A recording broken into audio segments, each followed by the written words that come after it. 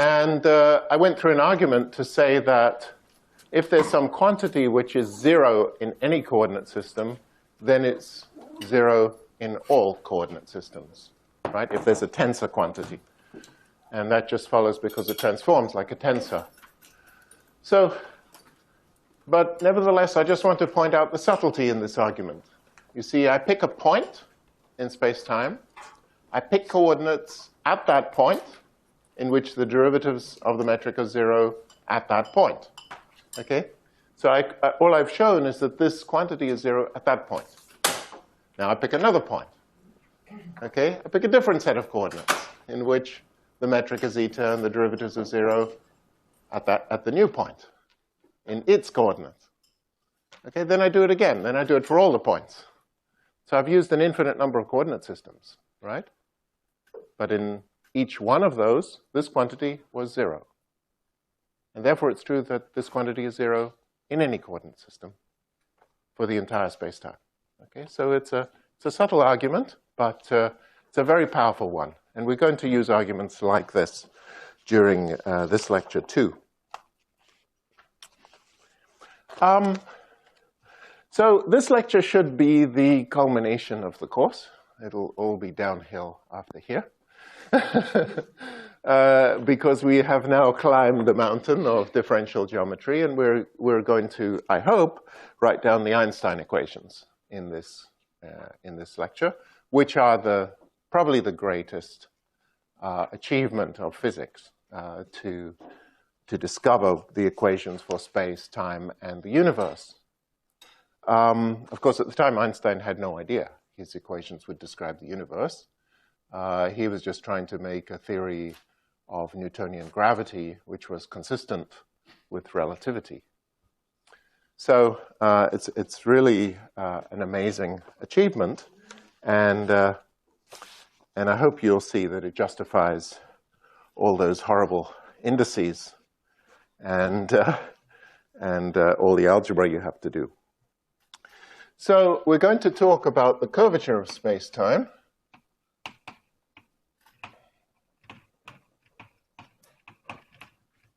And I've already indicated that is described by Riemann's tensor, discovered in the early 19th century. And the basic idea, as I mentioned at the end of last time, is that whereas partial derivatives commute, these covariant derivatives, the ones where I had to add in the connection in order to make sure this was still a tensor, these covariant derivatives do not commute. So in particular, we can take the commutator of two covariant derivatives on a 4-vector row. And now you might say, why am I taking a 4-vector? Why don't I just take a scalar over there? If I took a scalar, it would be 0.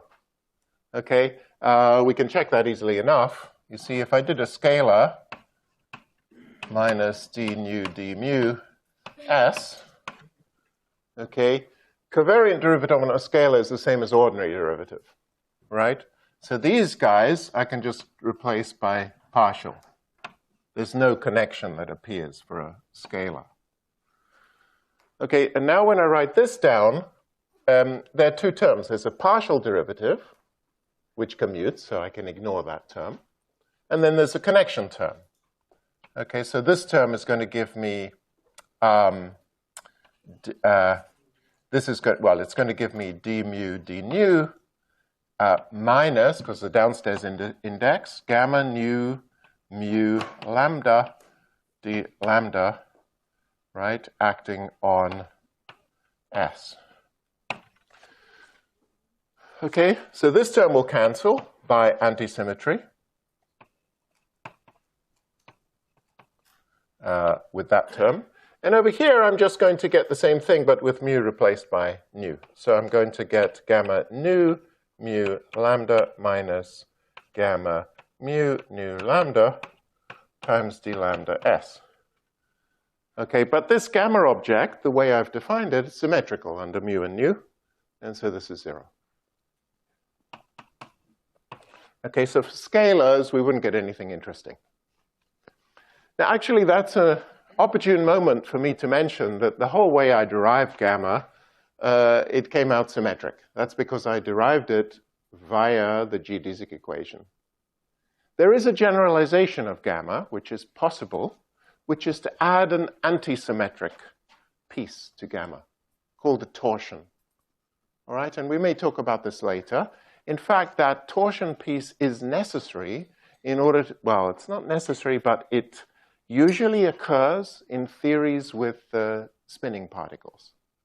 If you have spin-half particles in particular, when you write the Dirac equation in curved spacetime and you write down some Lagrangian that includes fermion fields, you generally find there's torsion. So theories like supergravity or string theory generally have torsion. They have an antisymmetric part to this connection. Okay, but that's a complication. It's dealt with rather nicely in that the book by Houston and Todd. The way I've introduced things, because I tried to be as simple as possible, the torsion never entered. Yeah.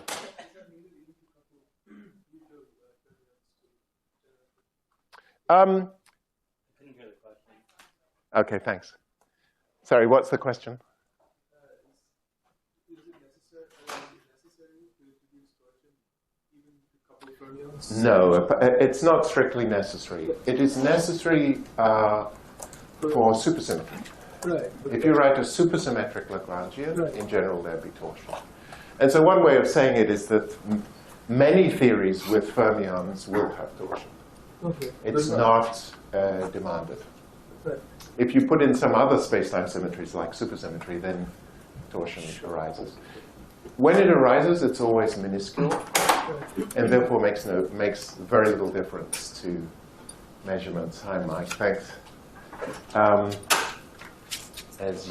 When we do that, this guy is.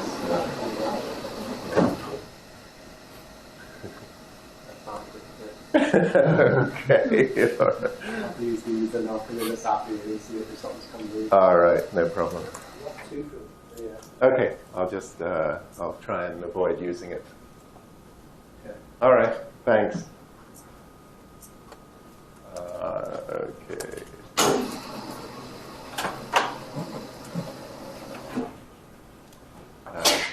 I'm a theorist. I have this effect. I'm fairly notorious for things failing in my presence. Okay. Right. So if we assumed gamma was symmetric, as well, I derived gamma that way from the geodesic equation, then commutator of covariant derivatives is 0 on a scalar, right, by symmetry of gamma.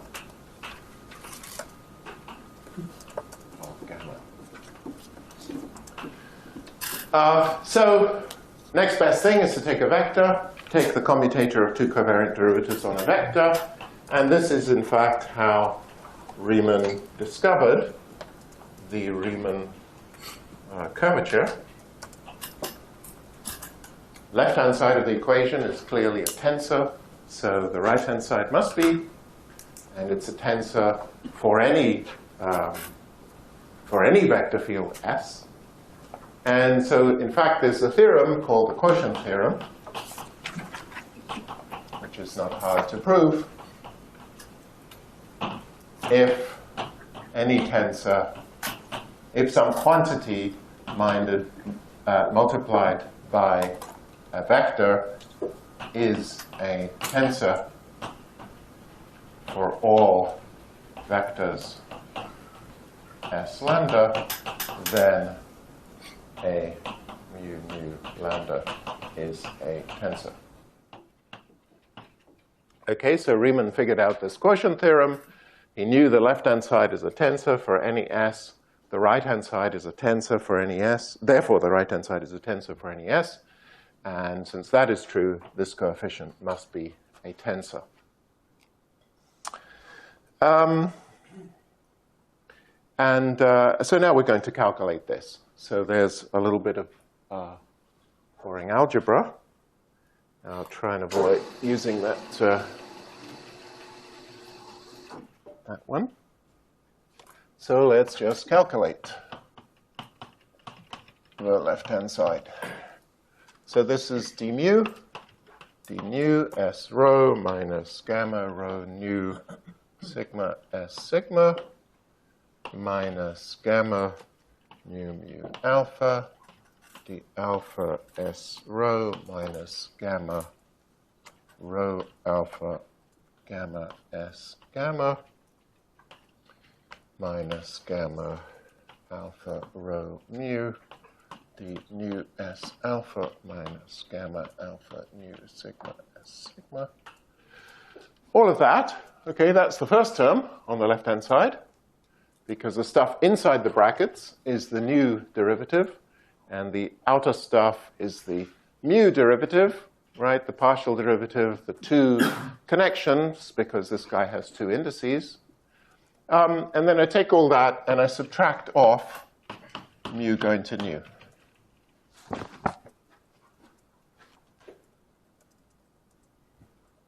Now, some terms are obviously 0 when I subtract off the mu to nu. In particular, this guy's symmetric under mu goes to nu, right? This term is symmetric. So this one is just going to cancel with the same term over there. The whole of this bracket, okay, is going to cancel all of this term. So let's look, secondly, this term is going to cancel. This partial derivative, okay, is going to cancel. Likewise, will also cancel. Let's underline it to make sure it's the whole term. And so what are we left with? Well, the sort of nasty terms are the ones involving the derivatives of s. So let's try and collect those.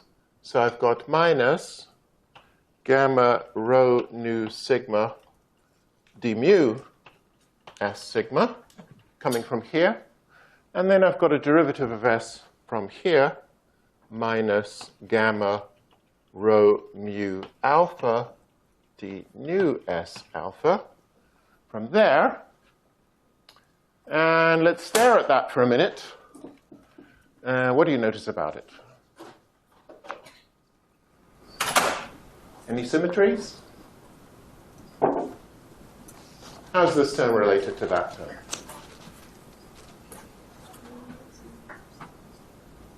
You have the same by changing mu and nu. Brilliant. It's symmetric under mu exchanged with nu, right? Where's sigma on the second term? That's sigma. All right. It's a repeated index. It doesn't really matter if it's sigma or alpha. It doesn't matter. Okay, so this is symmetric under mu goes to nu.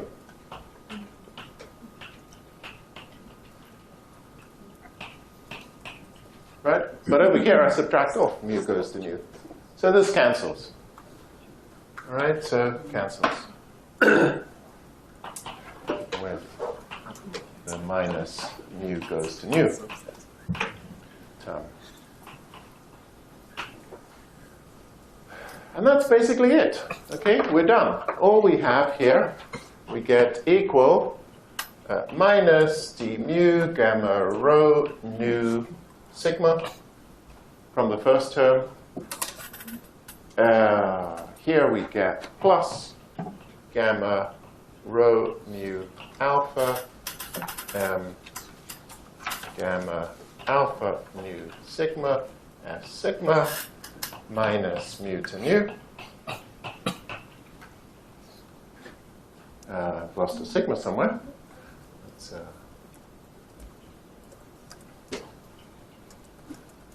okay. And we have this result. So it follows that the quantity I called R, sigma rho mu nu, is equal to d mu gamma mu nu sigma minus d nu gamma rho mu sigma minus gamma rho mu alpha gamma alpha nu sigma plus gamma rho nu alpha gamma sigma alpha mu.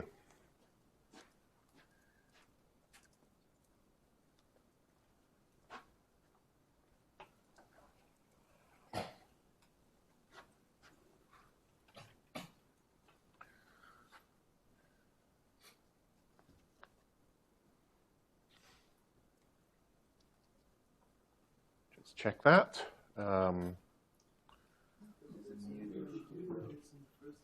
Sorry? Oh, sorry. Thank you.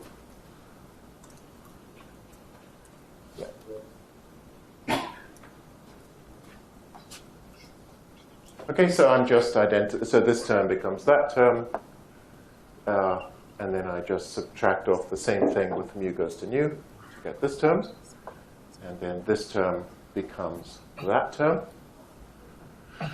It's a minus sign because in the definition of the equation I put a minus. Oh, too many alphas. Thank you. Yeah, good. You're getting good at this. Okay? If you see 3 repeated indices, you know something is wrong. Okay, indices have to match on both sides of a tensor equation. And summed indices don't count. Okay, so that is the Riemann tensor. And now we're going to make one of these locally flat arguments. Okay, in a locally flat coordinate system, gamma mu alpha beta equals 0. Okay, so that means for some point, I pick a locally flat coordinate system at that point, and in those coordinates, gamma equals 0 at that point, because gamma only involves first derivatives of a metric. But the derivatives of gamma don't vanish, and so let's calculate.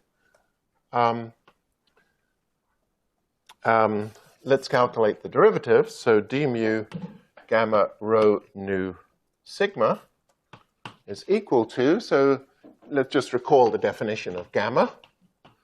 Gamma alpha beta was this guy. Mu, what do I call it?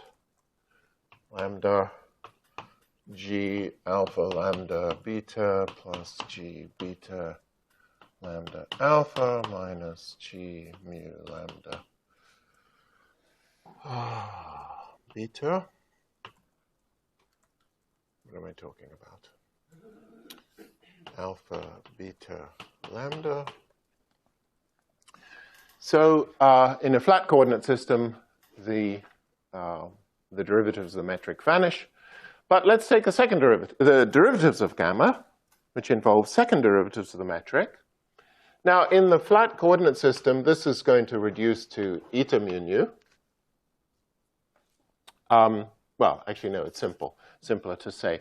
When I differentiate the gamma, and then say I'm in a flat coordinate system, the derivatives of this guy are 0. Okay?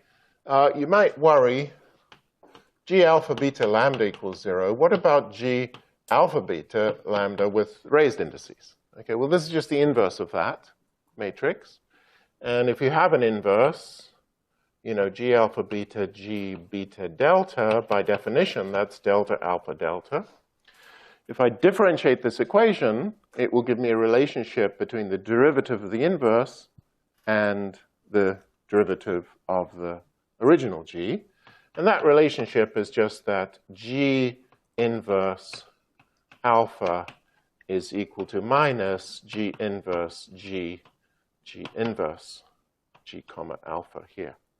I think you've done that in the tutorial. So if the derivative of g is 0, then the derivative of g inverse is also 0. So when I compute this derivative of gamma, the only terms that are non-zero are these ones. And in locally flat coordinates. And so this is equal to eta sigma lambda. So in locally flat coordinates.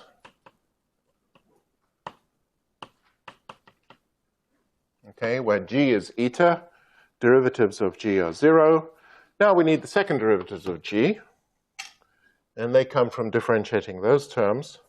So I get g rho lambda mu nu plus g nu lambda rho mu minus g rho nu lambda mu. Okay, I hope that that is correct. So that's the first derivative of gamma at the point. And then obviously we're going to use that to construct the Riemann tensor using this formula. So we just ignore these last two terms. They're both 0. And then use this expression for the derivatives of gamma. And what I get is r sigma rho mu nu is equal to 1/2 g sigma lambda. That's now eta sigma lambda. And then g nu lambda comma rho mu. You see, a term like this will give 0 because it's symmetric under mu and nu. It's just partial derivatives of mu and nu. So this one cancels. This one gets should get doubled. Oh, I've got that half in there. Should get doubled. No, sorry, the half is correct. There are 4 terms. So this one, yeah, I'll need to subtract the same version with mu goes to nu. So that's just given by g. Let's write the whole thing down. Lambda mu, and now I subtract this guy with mu goes to nu. So that should be g mu lambda rho nu. And then I subtract this whole thing with mu goes to nu, so that means a plus g rho mu comma lambda nu.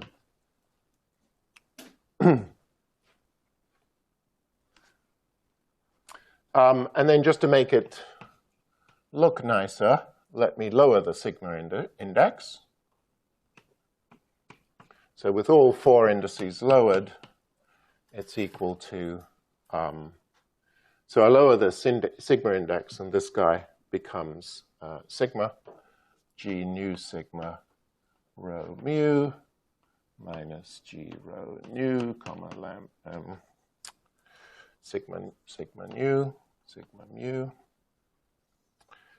minus g mu sigma rho nu plus g rho mu sigma nu.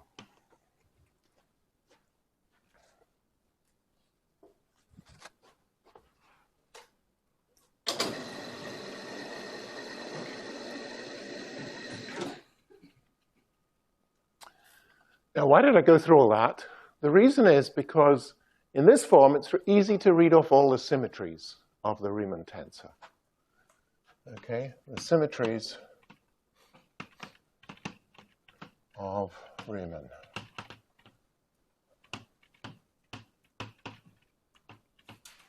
You see, and a symmetry, so what is a symmetry? A symmetry is a statement like a mu nu equals a nu mu. That would be a symmetry of, that's saying the tensor is symmetric, okay? But that itself is a tensor equation, okay? So if I work it out in one coordinate, if I prove it's true in one coordinate system, okay, it's true in any coordinate system. So if I discover some symmetries of the Riemann tensor in locally flat coordinates at one point, then they're true in any coordinates at that point. And since I could do it at every point, it must be true in every coordinate system at every point. Okay, so we're just using that same old argument. So the first one is that you see, the only symmetry that was obvious from its definition was this anti-symmetry under mu and nu. Okay, so by definition, this R is anti-symmetric under the last two indices. Yeah, these two terms are just the negative of the first two terms. Just flip to mu and nu. But there are other symmetries which become clear when you write it this way. And rho mu nu. So the first one is, let me describe them in words. One, symmetric under interchange of first and last pair of indices. Okay, so that means if I take the first two indices and replace them with second two indices and vice versa, this is symmetric. Okay, R sigma rho mu nu equals R mu nu sigma rho.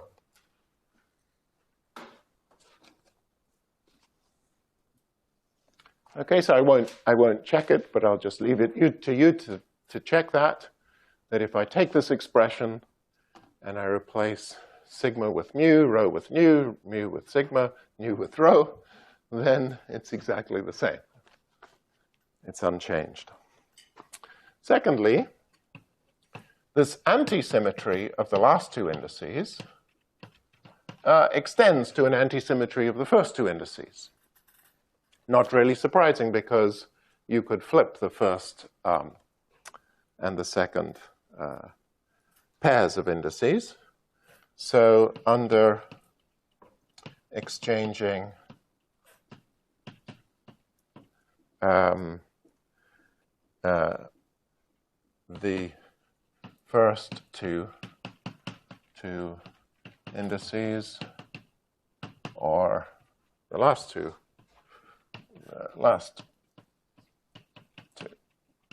indices. Okay, so that means R sigma rho mu nu. I guess I'm always writing it that way. Let me continue that. Sigma rho mu nu is equal to minus R rho sigma mu nu. So I just flipped the first and second indices.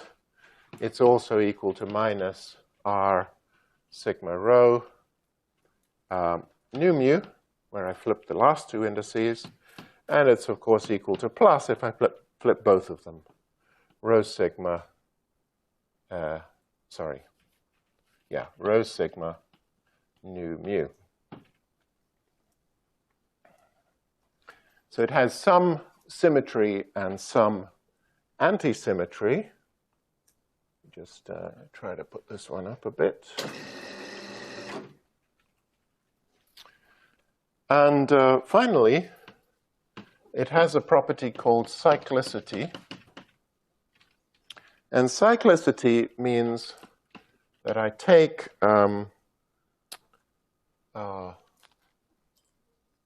sigma rho mu nu, and cyclicity means I just cycle the last three indices. Okay, cyclicity, which applies to the last three indices. So what that means is that I just cycle these three indices around. So I say it's plus sigma nu rho mu, bring the last one to the front, and then I bring the last one to the front again, sigma mu sigma rho, and this combination is 0. Okay, so those of you who are familiar with algebras, and maybe you did Lie algebras earlier in this course, you may recognize this as the Jacobi identity. And actually, that's where it comes from. It follows from, you can prove it either from this expression, just in the boring way, or you can realize that actually these covariant derivatives because they form an algebra, just means they can be multiplied, that these, the commutator of a commutator obeys this Jacobi identity, where I just cycle the indices, d lambda, d mu, d nu, plus d nu, d lambda, d mu, equals 0, which is the Jacobi identity.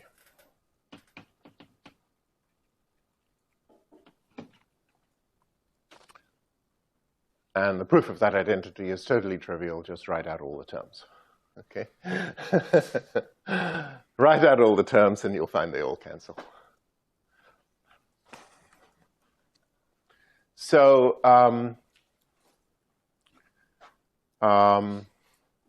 so we have this Riemann tensor, and it has these nice symmetries. And so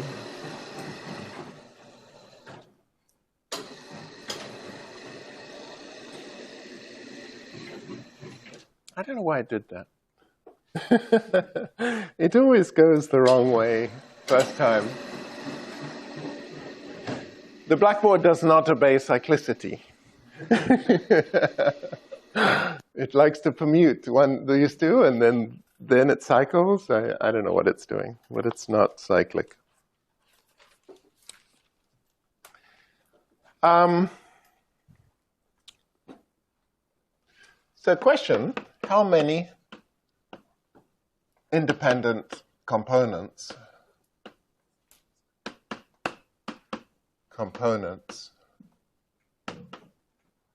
are there in the Riemann tensor?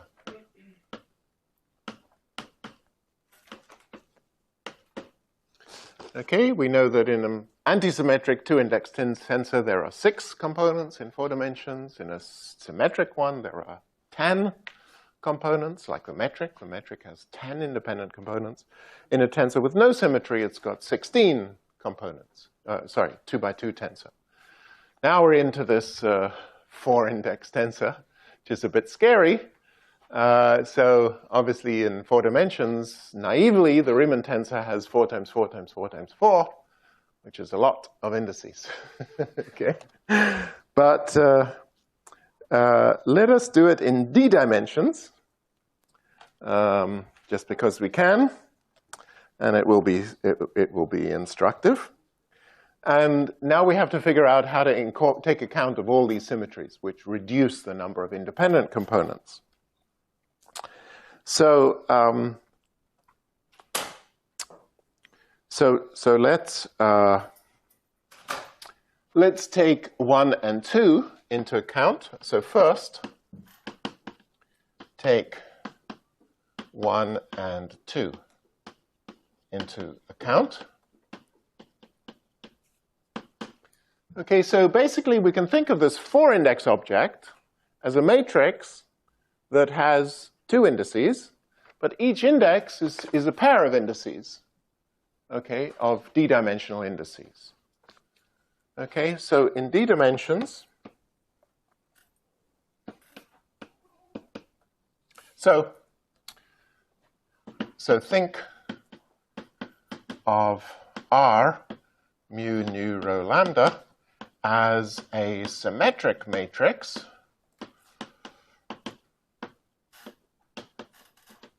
okay, where this is one matrix index and that's the other matrix index, because when I interchange those two, it's symmetric. Okay, so then all I need to know is how many values does this index take? Well, it's antisymmetric under mu exchange with nu, so each index takes d minus 1 over 2 values. Okay, because it's antisymmetric under mu and nu. So there are d ways of getting mu, And then only d minus 1 ways of getting nu will give a non-zero value. Because of the antisymmetry, I divide by 2. So taking 1 and 2 into account, what I get is d minus 1 over 2 multiplied by d minus 1 over 2 plus 1. That's the number of independent components of a symmetric matrix in dimension given by d minus 1 over 2. So, sorry, I need to multiply this by half, right? So for a symmetric matrix AAB in n with in n dimensions, you'd say it's n plus 1 over 2 independent components. So this is the n, and that's the number of independent components when I've taken the symmetries 1 and 2 into account. And if we just work this out, it turns out it's 1/8 d minus 1, d squared minus d plus 2. Okay, I just kept this factor out the front and worked out this stuff in brackets.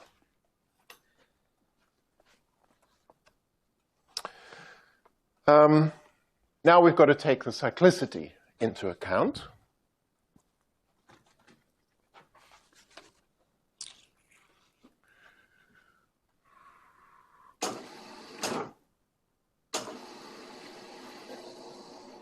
I'm going to be very sneaky. And use this one. Okay, so the cyclicity.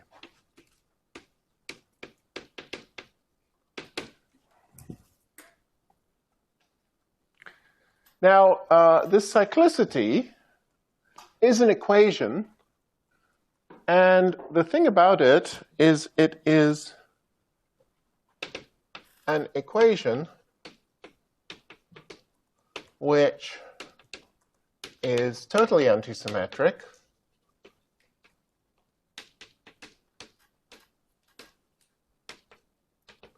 under the exchange of any two indices.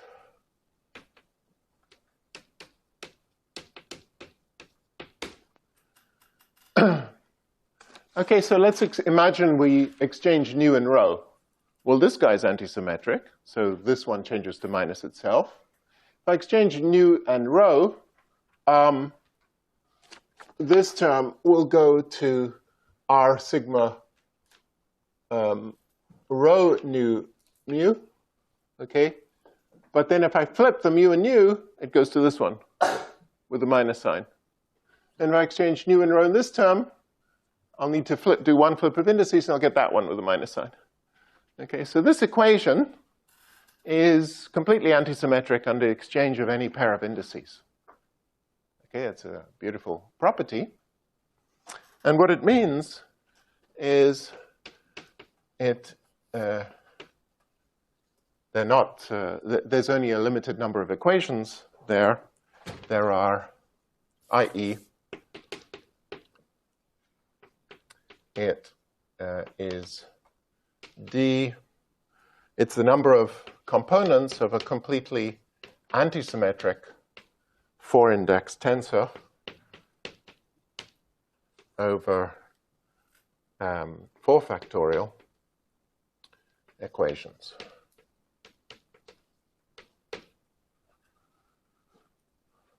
Okay, so that you might naively say that was d to the power 4 equations. Okay, but because of this antisymmetry, it's not that many equations. There are only this many independent components of the equation. And so this is the number of equations represented by the cyclicity constraint. So the number of independent components of Riemann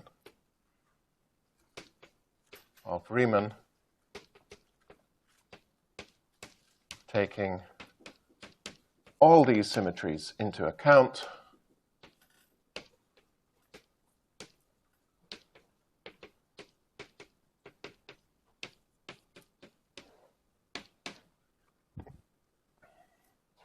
is 1/8 d minus 1 d squared minus d plus 2 minus the number of constraints represented by cyclicity d minus 1, d minus 2, d minus 3 over 4 factorial. And that's equal to d squared over 12, d squared minus 1. And the reason I write the exclamation mark is that, if you remember, you probably don't, but we argued that that was precisely the number of second derivatives of the metric tensor which could not be set 0 by a coordinate transformation, right? i.e., it magically equals the number of second derivatives of the metric tensor which cannot be set 0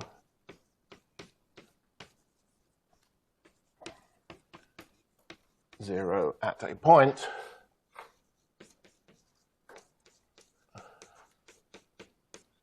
by a coordinate transformation.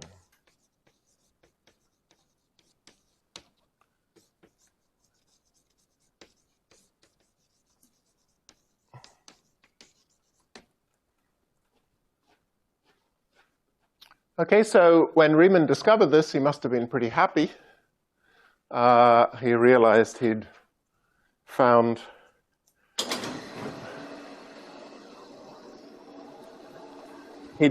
a coordinate independent description of curvature in terms of a tensor.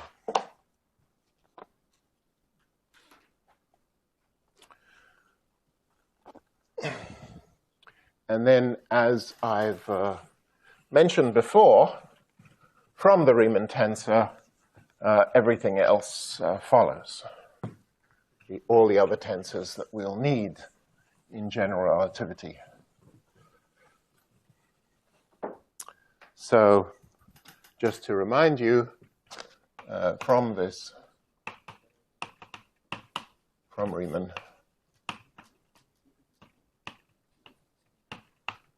we can form other tensors, namely the Ricci tensor,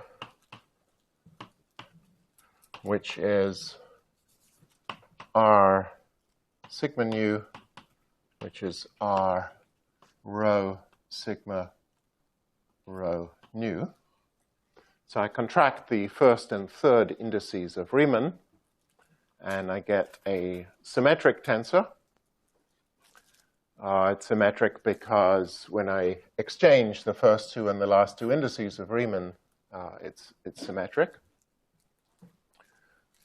And then I can also form the Ricci scalar, which has no indices, and I just use the metric there to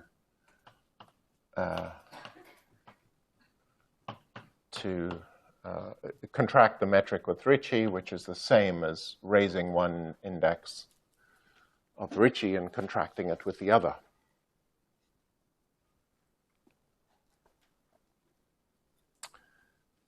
So if you read the correspondence between Einstein and Hilbert and all the other people who were thinking about this problem in the 1910s, it's very funny because it's full of equations like this. How many components? There's d minus 1 times d minus 3, and no, you've got d minus 4 over. It's all arguments about the d's. But Hilbert, probably one of the most prominent mathematicians of the time, of course, knew all this.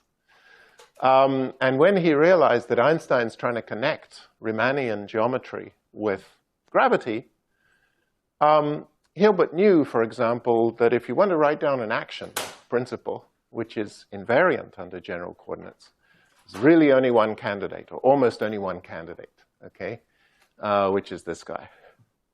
And so straight away you could say, well, if there's going to be an action for gravity, it has to be the only possible.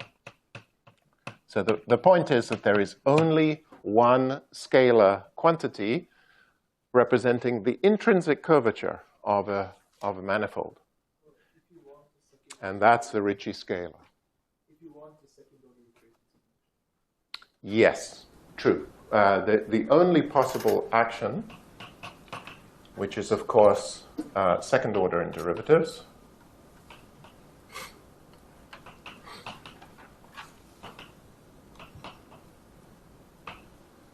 okay, that's a basic assumption of mechanics and dynamics going all the way back to Newton, that the action should involve second derivatives only, not third or fourth or fifth derivatives. But if you restrict to second derivatives only, there's really only one possible action, and that would be integral d4x, integral over space-time, this root minus g. So as we discussed last time, this is coordinate invariant. Invariant. Okay, basically because the d4x, if I go to d4x prime, that's given by the Jacobian matrix. So d4x is equal to dx prime dx, the determinant of this matrix transformation. And of course, we've got the g prime, the metric transforms as dx dx prime times g. So the determinant of g prime is this Jacobian matrix, dx prime squared times the determinant of g. And so you see, if I take the square root of det g, I get the Jacobian dx prime. But that precisely cancels the Jacobian of dx prime dx. Okay, so this quantity is coordinate invariant. And then r, which is a scalar. And therefore, also coordinate invariant. So that's the action for gravity. And indeed, that turned out to be correct. I want to mention another tensor, which is useful.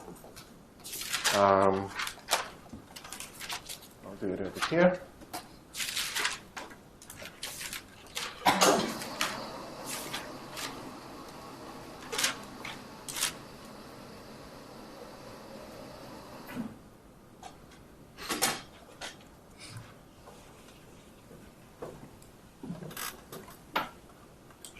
So I think I mentioned earlier in the course about conformal symmetry, which is also a symmetry of Maxwell's theory. It's a symmetry under scale change, so there is no fundamental scale in Maxwell's theory. For studying conformal symmetry, there's another tensor which is very useful, called a Weyl tensor. And in the context of general relativity, this Weyl tensor essentially also describes gravitational waves, like light waves. And the Weyl tensor is formed the following way. So it's really just a rewriting of the Riemann tensor. But it's defined as follows, and I'll tell you why in a moment. So this is equal to the Riemann tensor with a whole bunch of terms involving Ricci, G nu sigma R nu rho plus G nu rho R nu sigma minus G nu sigma R rho mu minus G mu rho R mu sigma. Doesn't end there. Keeps going. D minus 1, D minus 2. G mu rho G mu sigma minus G nu rho G mu sigma multiplied by R. So the Weyl tensor is also second order in derivatives of the metric. The reason we took all these funny combinations of Riemann and Ricci is that this has the property that it is traceless on all pairs of indices.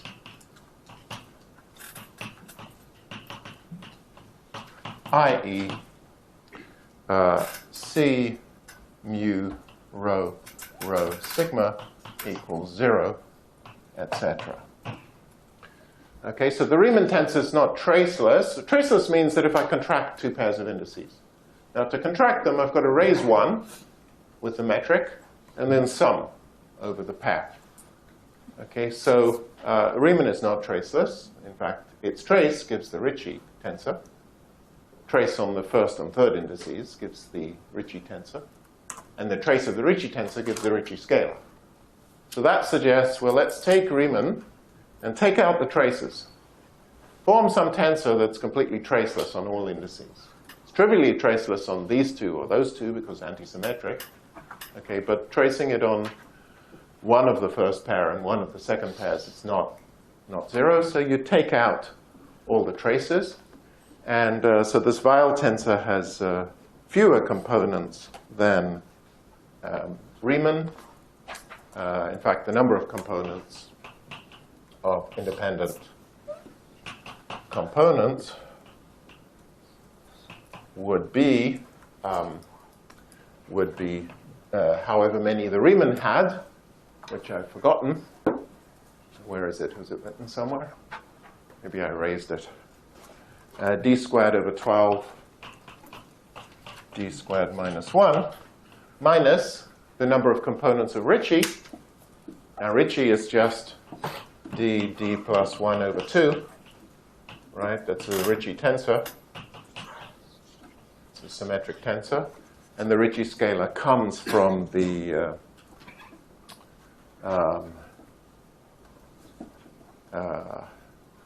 so this, hopefully, is, must admit I didn't check this. This is D minus 1, D plus 1 times D minus 1 over 6 minus 1. And that should be an integer if I did my algebra correctly. I'll leave it to you to check. All right.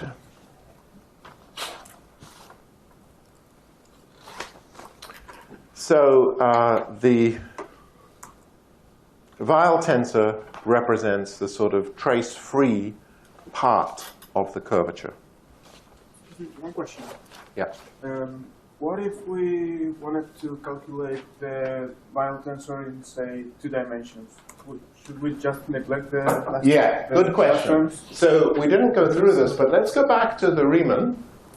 Before we do that, number of components. We actually did this earlier, but of Riemann. And let's do Ricci. And let's do Weyl. Okay, so in D dimensions, well, let's go through the D. So D could be 1, 2, 3, 4. Riemann in 1 dimension, 0 components, right? 1 dimension is flat, has no intrinsic curvature. We saw that. You always pick coordinates in which it's just a straight line. It's just a line. 2 dimensions, so this better be an integer. 4 times 3 over 12 is an integer, so it's 1. In 3 dimensions, 9 times 8 over 12 is how many? Pardon? 6 must have screwed up. Right. 72 9 over 12. times 8 over 12 is 6. Okay, so Riemann has 6 components. In 4 dimensions, 16 times 15 over 12 is 20. Okay. What about Ricci? Well, Ricci is a symmetric tensor.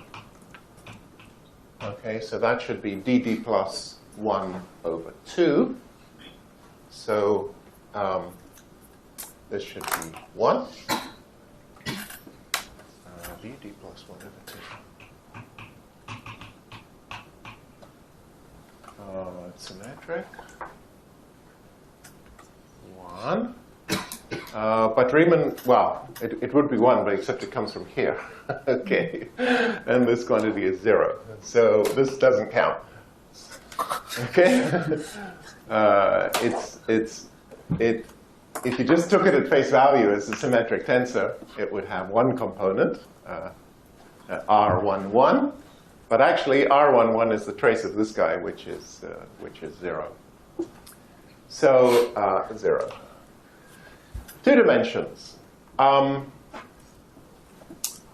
Yeah, no, I think you have to make the same argument that the Ricci tensor comes from Riemann. Riemann only really has one component. So in 2 dimensions, let's write it down.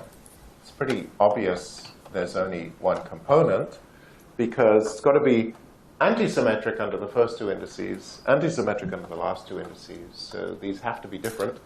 It's got to be symmetric under exchanging them. So there's only this index. And that happens to be the Ricci. The Ricci would be R1. Ricci would be would have to be, no, that doesn't exist. R1, yeah, I'm not going to try and write it down. Okay, so this will just be 1 as well. The Weil tensor in 2 dimensions, you see this expression doesn't make any sense. And you might already guess that the Ricci tensor is already traceless on any 2 indices in 2 dimensions. Okay, so there's nothing really to take out. It's already traceless. Why is that? Well, let me see if I can show that. So in 2 dimensions, yes, we have this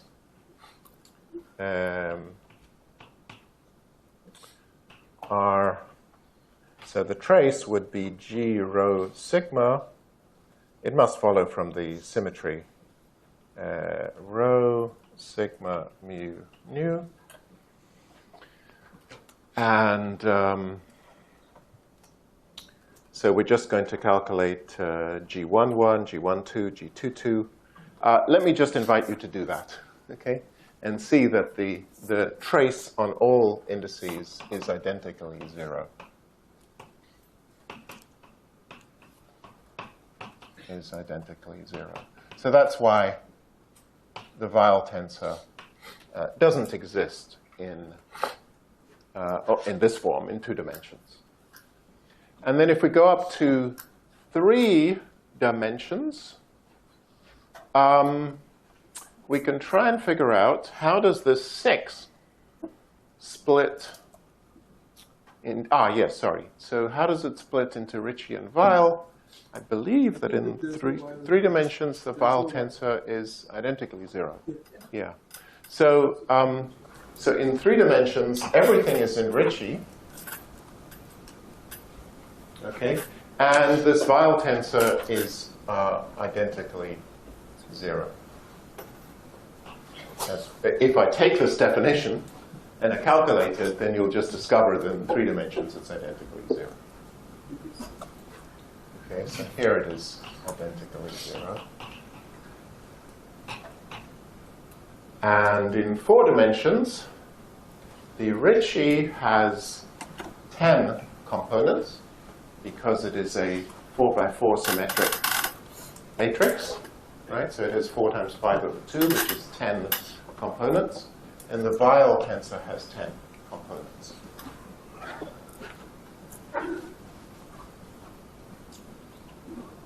Any other questions? Yeah. So I understand why we can make this traceless Weyl tensor, but what's the significance of it being traceless? Yes, I should have. Well, there are a couple of significances which are a little hard for me to justify. One significance is that when we study gravitational waves, it'll turn out that the gravitational waves are, if you think about metric perturbations, the metric is, perturbation is this h mu nu. Essentially, the gravitational waves are the traceless perturbations of h. And if you go to try to represent the gravitational waves non-linearly, the Weyl tensor is what does it. That's a very rough explanation. So roughly speaking, you can think of the components of the Ricci tensor as being coupled to the matter. The matter stress tensor, T mu nu, has 10 components. These 10 components get linked to the matter directly. The other 10 describe things that don't depend on the matter. They're like nonlinear gravitational waves. That's a very, very rough analogy. So one way in which the Weyl tensor is useful is in describing gravitational radiation. The other way, well, so one useful in describing gravitational radiation.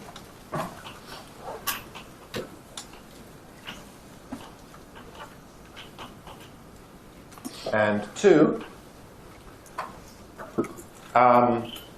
it has the very nice property that if I change the metric, if g prime mu nu of x prime, actually just of x, is equal to omega squared of x, g mu nu of x. Okay, so that's a funny transformation. What does it represent? It means a change in scale. That I have a metric, I use it to measure length, and then at every space-time point I multiply the metric by an arbitrary positive function. That means that I'm stretching the space or shrinking the space according to this quantity, so I change the definition of scale. So that is called a Weyl transformation. And you know, when Einstein wrote down his theory of gravity, Weyl said, that's all very well, but it doesn't sound right to me, because you've got a scale. And the scale turned out to be Newton's constant. That's the length scale in Einstein's gravity. Physicists were happy with that, but Weyl was a mathematician, and he said, that's really ugly. Why should the fundamental description of space-time have a scale? And so he said it would be much better if your theory was invariant, not just under local coordinate transformations, but if it was invariant under scale change as well. And so that's still a very appealing idea. And the reason the Weyl tensor is useful is this Weyl tensor transforms simply under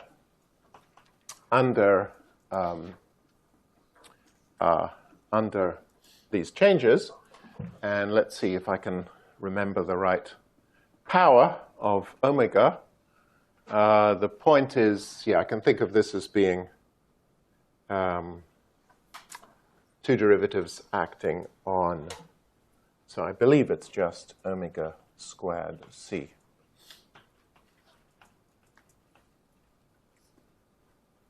I think. Okay, it transforms covariantly under Weyl transformations.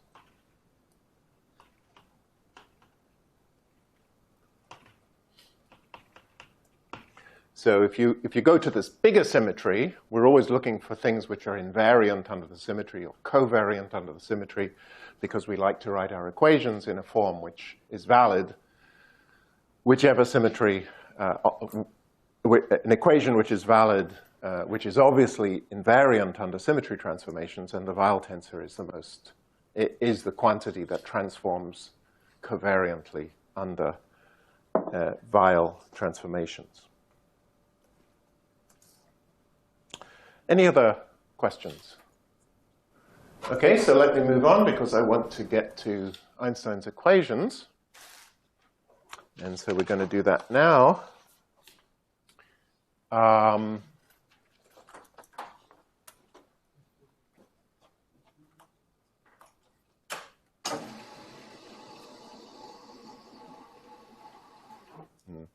Now I'm in trouble. So I better use this one.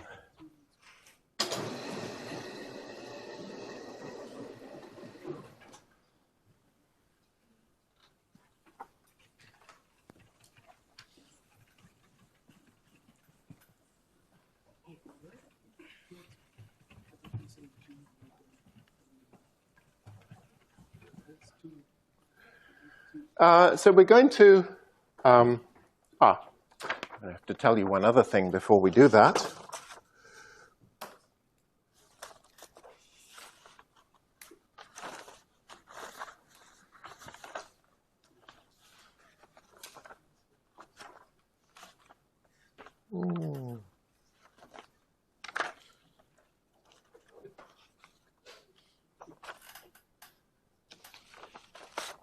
I need to tell you one more thing. And I've lost my page which does it. Let me just see.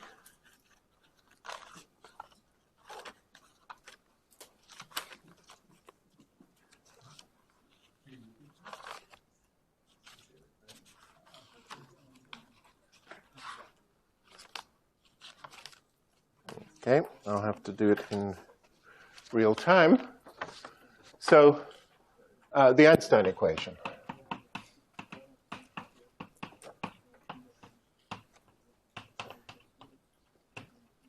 Einstein equations. So Einstein wanted to write an equation down which coupled the curvature of space-time to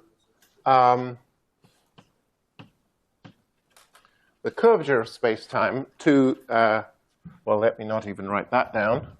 The curvature of space-time, r rho sigma mu nu, would be related to the stress energy in space-time. So Einstein knew that energy distorts space-time, so he wants to write down an equation which relates these two quantities. Okay? So his first attempt, so this is space-time, and this is energy.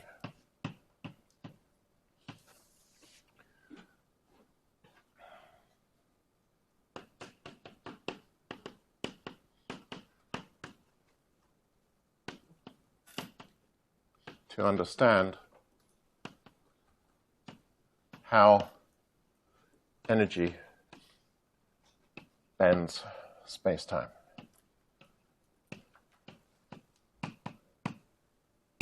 Okay, so he knows I've got to write down an equation which is invariant under general coordinate transformations. This doesn't make any sense because it has the wrong number of indices.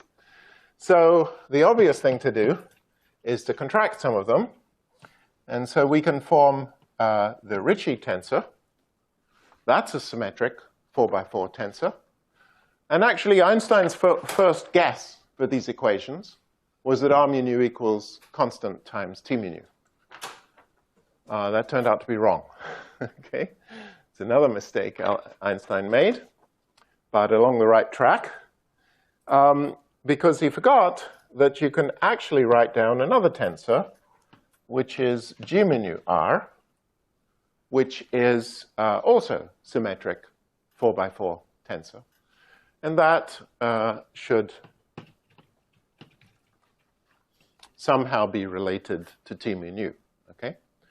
So he wants to write down an equation in which I have r mu nu plus some constant alpha times g mu nu r equals some constant, let me call this one a maybe, equal to b times t mu nu, right, with a and b constants. So how am I going to determine a and b? Well, one very important property, so the key property of t mu nu of T mu nu is that it is conserved. Okay, which means that the covariant derivative of T mu nu equals 0. We only discussed this in special relativity, where I showed the ordinary derivative was 0. But when you lift it to a curved spacetime, that ordinary derivative has to become a covariant derivative if the equation is going to be valid in all coordinate systems. And so this is what it must be. And so what you want is a combination of R mu nu and R, which satisfies this property. Then this equation will be consistent. Okay, so it turns out, I can try and prove it if we have time at the end, that from the cyclicity of the Riemann tensor,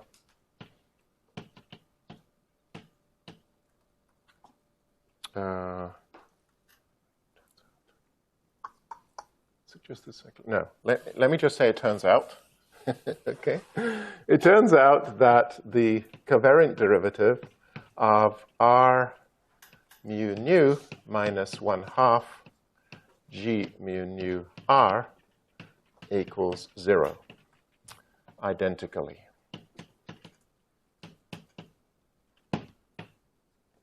Okay, this follows from an identity called the Bianchi identity.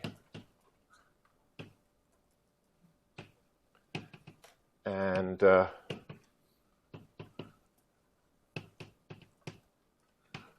okay, so I will show this, since we're a little short of time this time. I will show this next time. And also I didn't bring my notes.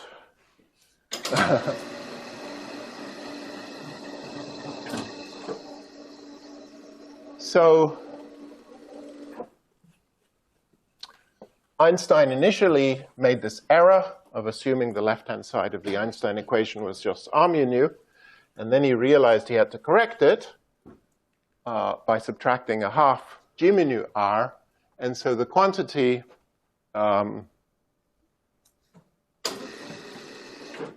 this quantity is known as the Einstein tensor.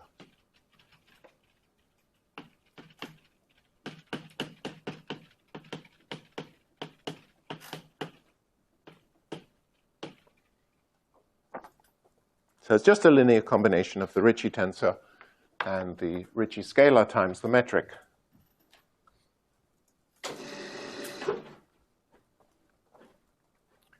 So we must have G mu nu equals B T mu nu, with B a constant. So all we have to do is work out the constant, and we'll do that in the weak field limit. We can work out the constant in the weak field, in other words, Newtonian limit.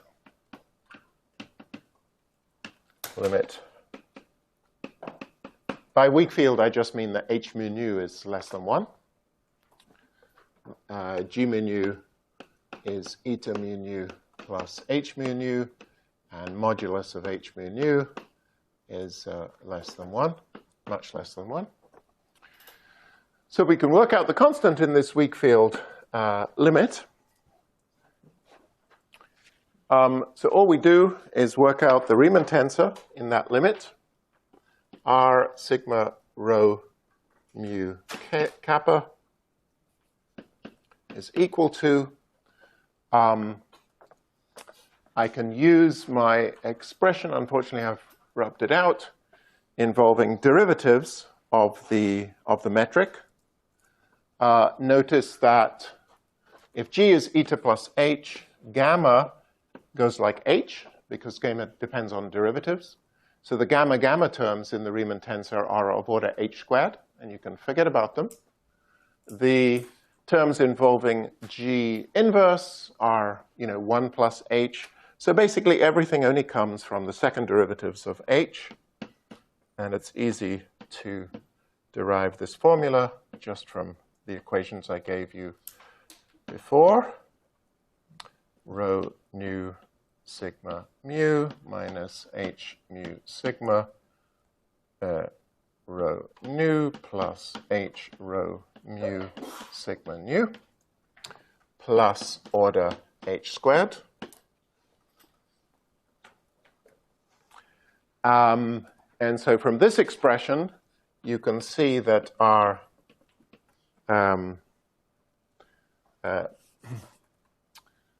we now want to construct the Ricci tensor. So to get the Ricci tensor, and furthermore, so we need the 0, 0 component of the Ricci tensor, okay, because that's going to be equal to T0, 0 times a constant, where T0, 0 is the energy density. Okay, so R0, 0, well, that comes from R rho 0, rho 0. And so that involves a contraction, the 0, 0 contraction, R 0, 0, 0, plus Ri, 0, I, 0, where I goes from 1 to 3. But when we do this weak field approximation, we raise and lower indices with eta, which is diagonal. So this guy is just minus R0, 0, 0. But that, of course, is 0.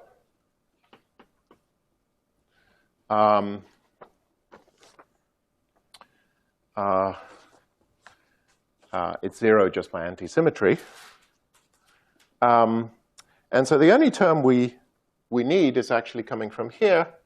This term, to get this, well, this is easy to calculate, and it comes from minus half h.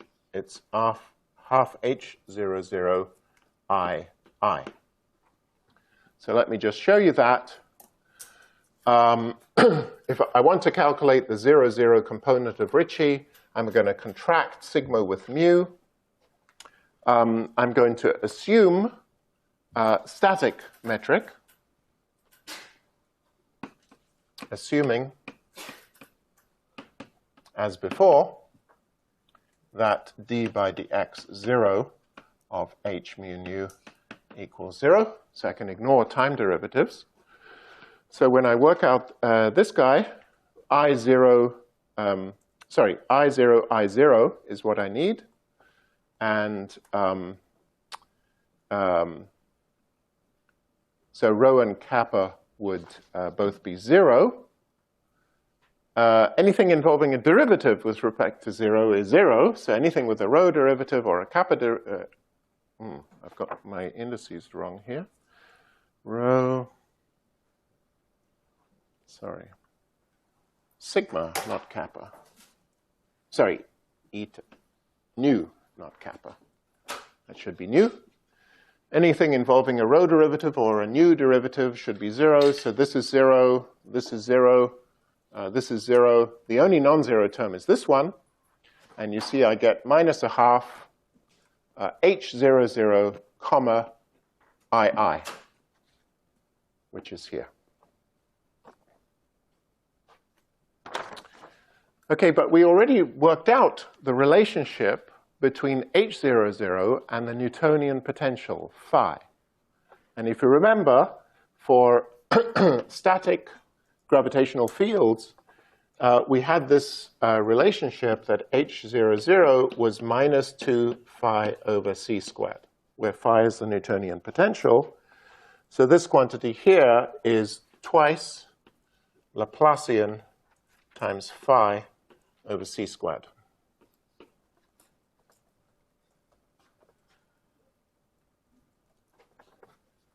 So that's the left-hand side of the Einstein equations.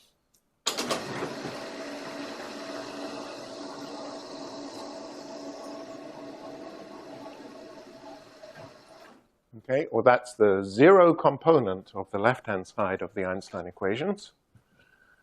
0, 0 component. And on the right-hand side, I have T, 0, 0.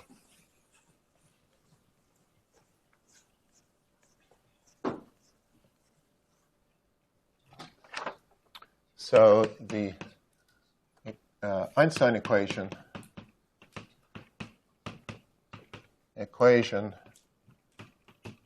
reads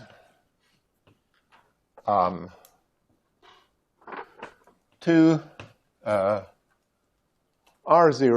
oh, sorry, I've got to work out the Ricci scalar. Let's work that out as well. The Ricci scalar, which is R00, 0, 0 plus Ri0, I0 plus R0, I0, I plus Rij, Ij. As we've argued, this is 0. These two terms add, and so what I end up with is minus H00, comma II, and this term does not depend on H00.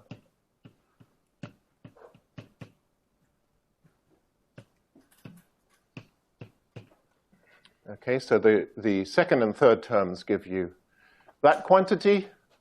And so the Einstein equation reads R00. Where is the Einstein equations? Remember, G mu nu is R mu nu minus 1/2. Here it is. Okay, so the Einstein equations are R mu nu minus 1/2 G mu nu equals constant times T mu nu. Just take the 0, 0 component of that equation, R00 minus 1/2 eta 0, 0 times R. See, R is of order H. So I can replace G with eta plus H and drop the H term. That would be H squared. Be T naught naught. Eta naught naught is minus 1. So that's what it reads. And if we add these two terms together, R00 plus 1/2 R, this combination is minus Laplacian H00, which equals plus 2 del squared phi over c squared. Since we know that H naught naught is the Newtonian potential, or minus 2 phi over c squared. Okay, so that's the left-hand side. And then it's equal to some constant times T00. But we know what T00 is. T00 is the energy density. Okay, but in Newton's theory, everything depended only on the mass density. So you're supposed to take the energy density and divide by c squared. This will be the mass density.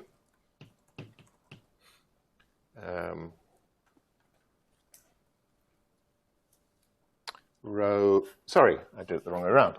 This is rho mass times c squared. That's the energy density, right? Because E equals mc squared. So from this, but we know from Poisson that del squared phi is 4 pi g rho mass. Okay, so we must have that B is equal to 8 over c, 8 pi g over c to the 4th.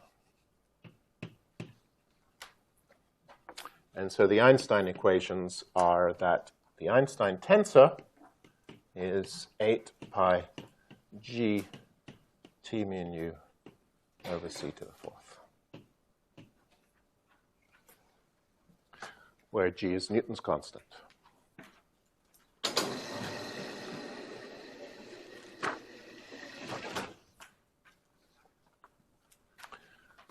Let's just quickly check dimensions. Always a good idea. And especially since I left the c's in there and everything, it should be easy to check dimensions. So what is the dimensions of t naught naught, where I already said this is the energy density. So this should be the mass density times c squared. G, so this should be a mass over a volume, okay, times c squared. And of course, g times the mass over a length. So if I multiply t naught naught by g, I can use this formula. The gm over a length goes like a velocity squared, right? Just by v squared is gm over r for a circular orbit. So the right-hand side, RHS, goes like c squared times some velocity squared, right, over c to the fourth. C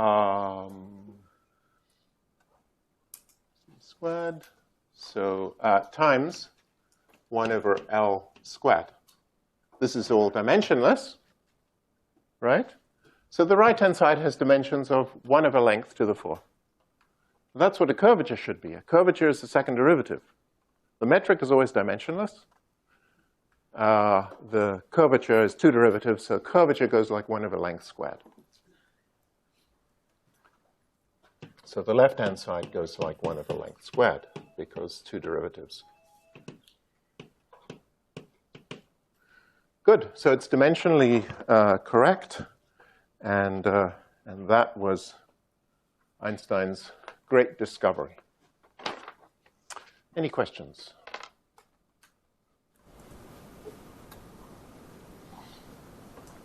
Are you overawed? You should be. Yeah. So when he was thinking about the equations, he wanted to make the Riemann tensor proportional, or something that comes from the Riemann tensor proportional to T mu nu. Yes. And since the number of indices didn't match, he contracted the indices here. But couldn't he alternatively have added indices to the other side by multiplying it to T by G or T by R mu nu, and make like an equation with like both sides having 4 indices? I see. So you're saying, could I do that? Mm-hmm. The answer is no, because, I mean, it's a good idea, but the problem is this guy's anti-symmetric under these two indices, whereas this side is symmetric.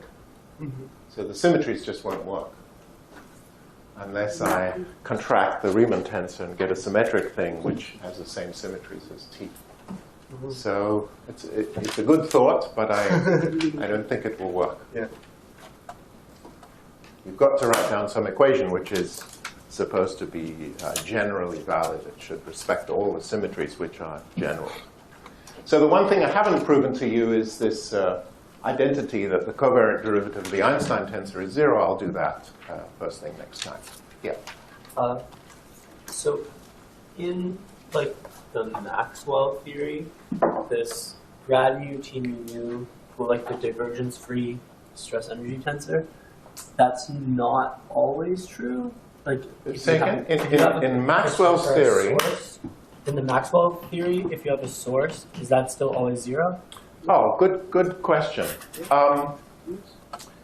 This equation has to hold for the combined stress energy of everything. Okay. Right. So Maxwell on its own satisfies this equation. If I couple Maxwell to a source, then the Maxwell on its own doesn't satisfy it anymore. But the combination of the stress energy of Maxwell and the source will satisfy. Oh, the source is like sun matter. Yeah, exactly. So the only T mu nus we've talked about so far are T mu nu for Maxwell, which went like F, various indices, right? And then for particles, it went like integral x dot nu times some four-dimensional delta function. And this guy is the stress energy of a particle, which couples to Maxwell. And this combination will satisfy d mu nu, t mu nu equals 0. You take everything into account. Is there like any... Then there's also a coupling term. This is the stress energy of the free particles. And then I also told you there was this coupling term, right? X dot mu a mu. And it's only when you consider, in fact, this one is more to the point, because this depends on the charge of the particles. So whenever a mu, this is in the action. Okay, I'm confusing things. This is in the action. So in the stress energy, that will also contribute a term which will look like this. A nu. This is the current times the A. Okay, so basically, Maxwell with the source looks like this. Equals J nu. And then the term in the stress energy will go like the vector potential times J nu. And that has to be added in. And only if you add that in will the whole thing be. So I guess what I originally wanted to ask was, I mean, I've seen this argument before about, oh, well, we just kind of want both sides to be divergent free, so we're going to throw this guy in here, or whatever, like that extra term, and get the Einstein tensor. Yeah. But what would make it so, like, what rules out the possibility of just having some analogous kind of source term that would, do you understand what I mean? Yeah, I do understand. I mean, the sort of cheesy argument is to say, whatever doesn't satisfy that will combine into t mu nu. Okay. So if I've got some other piece here, well, look, for this to be a consistent equation, it has, if the left-hand side is divergence free, the right-hand side has to be. Absolutely. Okay. So now you say, well, imagine I've got some quantity whose is not divergence free. You know, well, I can't write this equation down. So my only hope for writing a consistent equation puts something on the right-hand side, which is covariantly constant. What else would you think of adding? No, I guess what I mean is like the initial argument usually. Yeah. I don't know if it's exactly what you were saying. Maybe I misunderstood. But people usually say, oh well, if t mu nu is going to be divergence free, they start with this assumption, and they say, well, then we better add this thing to make g mu nu. Fine. Like that's why you arrive at g mu nu to make. Yes, it's a bit of a shortcut. Okay, the argument, because you're saying t mu nu by definition is something which is divergence free. I mean that's a little mysterious. Yeah. You know, why did you say the matter that's described by something? Matter only couples to gravity through something which is divergence free. That's the assumption. Okay, so it's a little bit of it's a big assumption. Okay. Now, the better way of thinking about it is to think about the action. Okay, and that's why this Einstein tensor, that's really its origin. So in this way of doing it, the Einstein tensor was sort of the combination of R mu nu and R, which is divergence free. If we start instead from the action, and we say we would like the equations to come from an action, that's the only thing it can be. When you vary this action, okay, it turns out that varying R gives you the Ricci tensor, and varying G gives you the -1/2 G mu nu R. Okay, so this turns out to be proportional to the metric variation times the Einstein tensor. Okay. And then, by definition, you say that the action is going to be the action for gravity plus the action for matter. Okay, and then by definition, the variation of the action for matter is going to be the t mu nu. So this, by definition, will be delta S matter. Okay, and that's the other way to derive it, which is much nicer. You just say, I've got to write a generally covariant action. The variation of the gravitational action gives me the Einstein tensor. The variation of matter action gives me something which has two indices, and it's symmetric, because G mu nu is symmetric. And that's what I'm going to call the stress energy tensor. And then the sort of miracle is that when you do this, it gives consistent equations of motion. Varying an action doesn't always give consistent equations of motion. Right? So for example, if my action is x, and I vary with respect to x, the variation is 1. And I can't set 1 equal to 0. That's inconsistent. So some actions, when you vary them, give, they don't have zero derivative. It's just not possible. So actions do not always give consistent equations of motion. But if they do, then they will give the Einstein equations.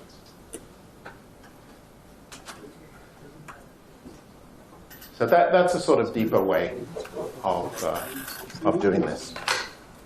So for example, when Hilbert, I don't know if this is historically accurate, but when Einstein did this, he was guided by physics, and he was guided by this. When Hilbert did it, he would have been guided by the action. And he would say, what's the variation of root GR? Well, it's the Einstein tensor. So Hilbert would have said the only possible way gravity can enter the equation is through the Einstein tensor, because that's the variation of the only generally coordinate action. So he wouldn't have needed to do any of this algebra. Any other questions? Yeah. So does T mu nu derived from the action principle, is that automatically conserved? Yes, it is, by a generalization of Noether's theorem, as you might imagine. So any action which is generally coordinate invariant, one can show that the corresponding stress tensor derived this way will be conserved. Okay, I may get to show that near the end of the course, if there's time.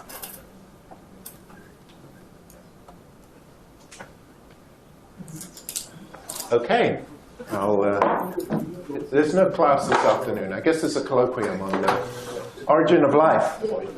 So let me encourage you to go to that.